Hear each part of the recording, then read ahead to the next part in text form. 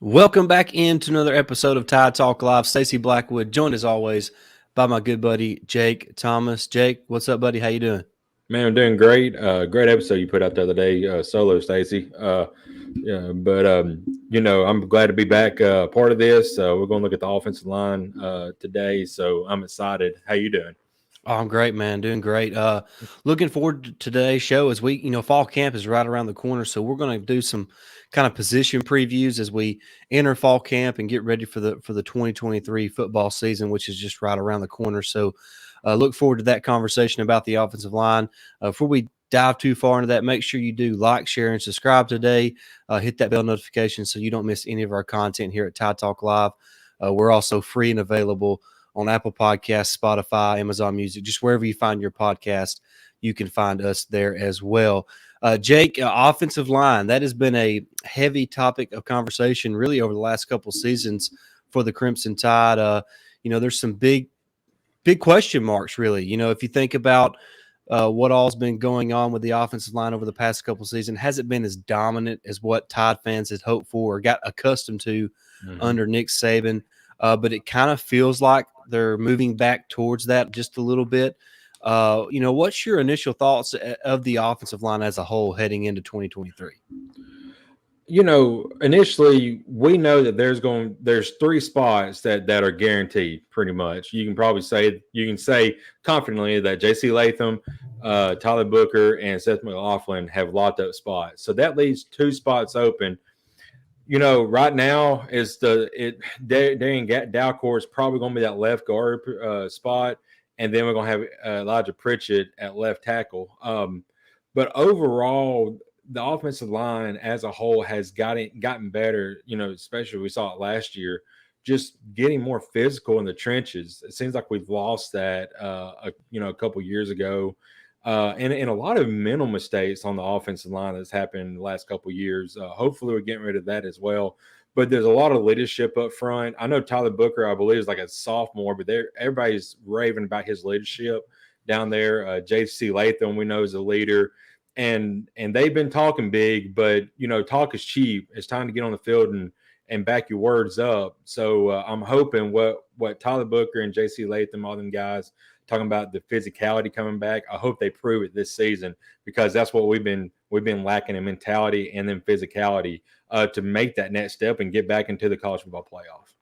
Yeah, no doubt. I think a lot about offensive line play has a lot to do with how rebounding is in basketball. It's about physical and mental toughness and your willingness to take that, go the extra step to make the play. And I think that's what the offensive line is wanting to get back to. If you listen to the way the guys talked in the spring, Jake, whether it was J.C. Latham, Tyler Booker, Seth McLaughlin, Darren Dalcourt, all those guys talked about getting back to a more physical brand of football. And like you said, talk is cheap. It's time for them to prove it on the field. And if they Right. can do that, Jake, I think it could be a special year for that group here this fall. So I'm certainly excited about that and how this offensive line could look and really help carry this team to reach their full potential. So a lot of that rides on how well you play up front because the game is won in the trenches. So Mhm. looking forward to seeing what this group can do here in 2023.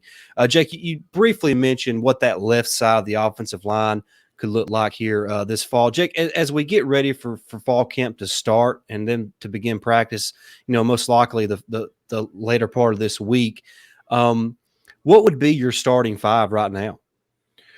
I would say the way it's set up, left tackle Pritchett, Dalcourt, left guard center, of course McLaughlin, and Tyler Booker at right guard, and J.C. Latham at right tackle.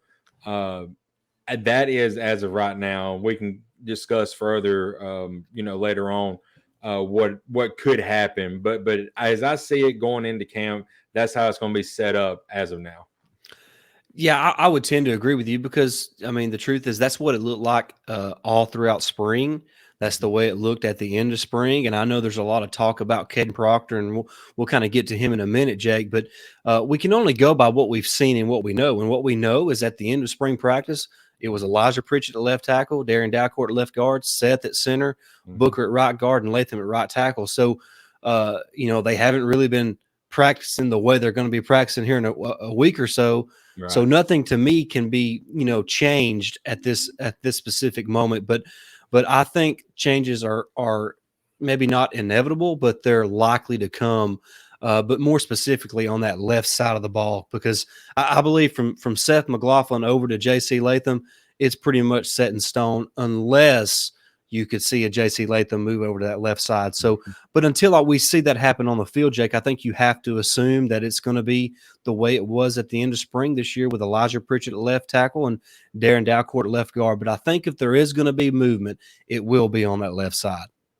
Yeah, I agree 100%. And we also potentially could move Booker back to left guard, potentially because I think he played there much of the season last year, so he does have experience there.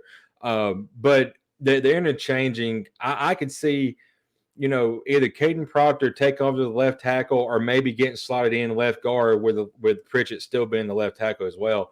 And honestly, that is, you really don't want two freshmen on the left-hand side. That's why you could probably move Latham or Booker over there, and then the other one can fill the spot.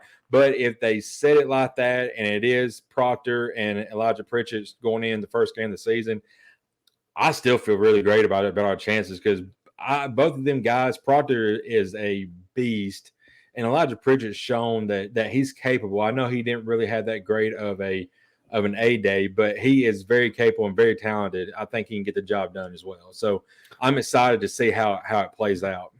Yeah, the good news for Alabama is that they do have depth. Now, Mhm. now it might not be as deep as what the coaching staff would like because of all the guys who left, via the portal, but the depth is okay. Now it's young, it's green.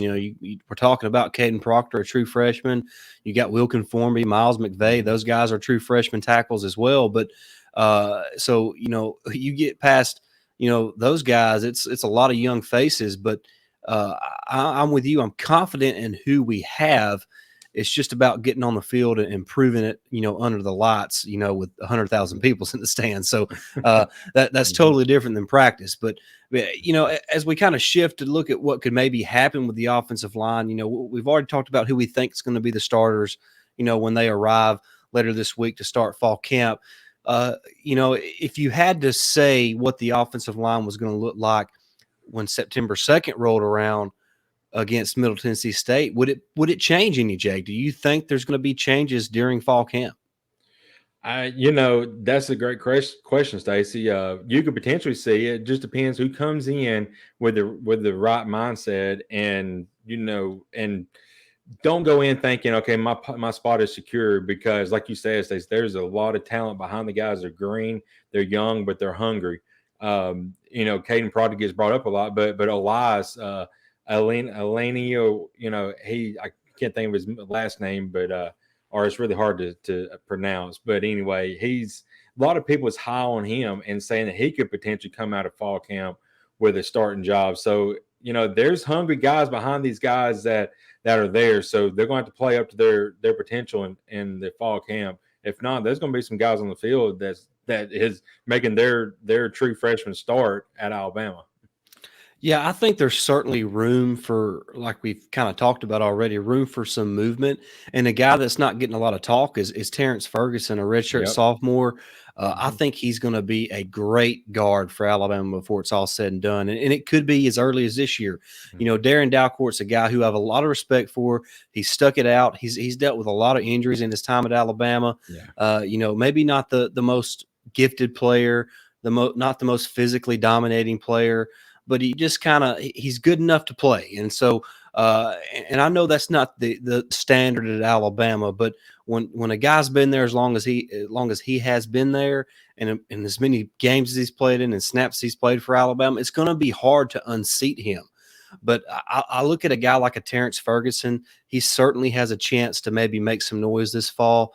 Caden Proctor is another guy, obviously, that receives a lot of attention. So those two guys, if I think non-starters at this moment, that could potentially become starters.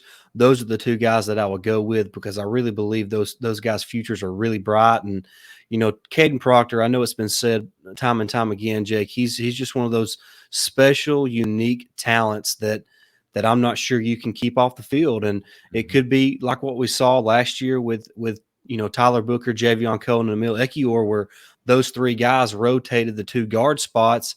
Maybe we see a situation where it's kind of musical tackles for Alabama for a little while until they kind of settle in on a guy. So I'm with you. I'm confident in the guys that are down there, regardless of what the starting five looks like. But I just have a feeling that before it's all said and done and this season's over with, Caden Proctor is going to solidify himself as a starter along the offensive line. Yeah, Stacey, absolutely. I really feel like Caden Proctor would definitely be on that offensive line somewhere at the year end. And Terrence Ferguson, I feel like he could, like you said, he could potentially come in and take one of those guard spots. More than likely Darian Dalcourt. Like you said, I got a lot of respect for Dalcourt. He's done a lot and been with the program for so long. But I mean, the vulnerability is him and Elijah Pritchard at this point. So I just hate to say that, but it is, and they're going to have to prove themselves in fall camp to hold their positions. Yeah, I mean, you're only as strong as your weakest link, Jake. And right Right. now, I mean, there's no sense in trying to make everything smell like or be like sunshine and rainbows. The Right. weak spot of the offensive line right now is that left side with Elijah Pritchett and Darren Dalcourt. And Mm-hmm. and it's not a knock on those guys. It's not that they're not good players, Jake, but they're not Tyler Booker. They're not JC Latham. Mm-hmm. So when you look at your offensive line, you want to put your best five guys out there. I don't care what class, who they are. It's your best five guys, and I trust Coach Wolford and Coach Saban to do that. And I think they're going to get it right. Whether they get it right in game 1 or game 5, they will eventually figure out who their best five are.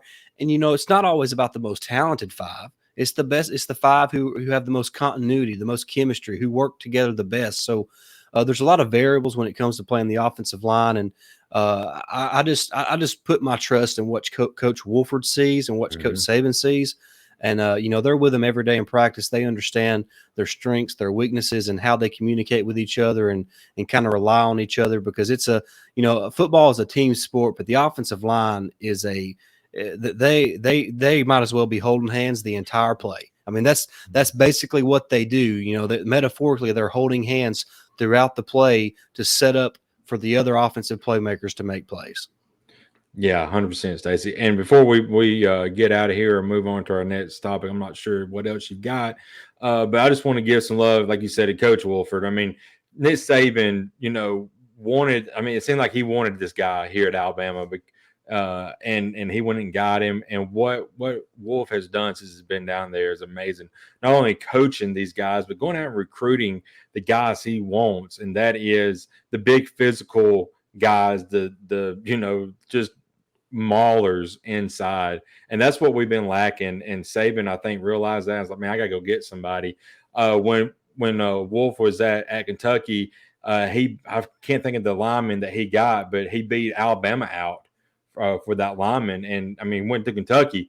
So now he was recruiting strong at Kentucky. Now he's got the Alabama brand behind him. So there's a big opportunity for him to take that next step and become one of the great recruiters out there today. So I'm excited to see his growth, not only coaching but recruiting as well. Yeah, and he recruits a certain personality. So Mm-hmm. if you don't see those 4 or 5 stars beside those player rankings whenever you're looking at the offensive lineman we signed with Coach Wolford, look beyond that. Watch the tape. I mean, you watch the tape, and all these guys that Coach Wolf has went after, they're as me and Jake like to call it, nasty. They're Yeah. they're nasty dudes in the most beautiful way possible. Yeah, exactly.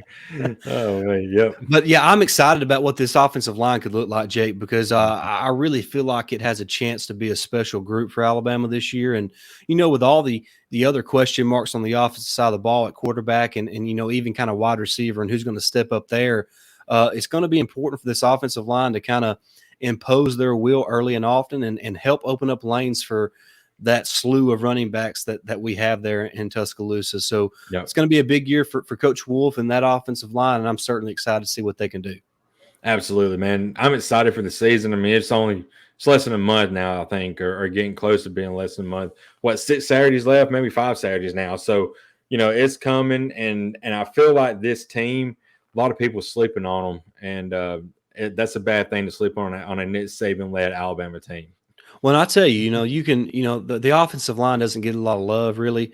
They Mhm. don't really get talked about a lot unless they make a mistake. But I'm telling you right now, the game of football is simple, Jake. And, the whole team kind of takes on the identity of what the offensive line looks like, Jake. And I really Right. believe that if that offensive line comes out and hits you in the mouth, that's what everybody else is going to do. So Yep. I'm hoping that's what the case is going to be this fall for Alabama, because if that is the case, it could be a great year for us Tide fans. But I'm certainly looking forward to it and cannot wait. Man, me too. I'm excited. Let's I don't know what the next position group will be we talk about, but I'm excited about it. We've got a lot to look forward to and look at before fall camp and during fall camp before the season starts. So we're going to be here every step of the way with you guys. No doubt about it. Thank you so much for watching, guys. It's been a lot of fun. I cannot wait to, Hmm. like Jake said, just keep diving into all these position groups as fall camp gets rolling, and then before we know it, the season will be here. But so you don't miss any of the content. Make sure you are subscribed to the channel. Make sure you hit that bell notifications so you get that notification every time we upload a video or go live. So we would greatly appreciate that. Make sure you do like this video and then jump in the comments and let us know, who your starting five is now, and if you think the starting five will change by the time September 2nd rolls around, Alabama's taking on Middle Tennessee State to open the season. But that's going to do it for this episode. Thank you so much for watching. We'll be back real soon. But until next time, roll tide. Roll Tide.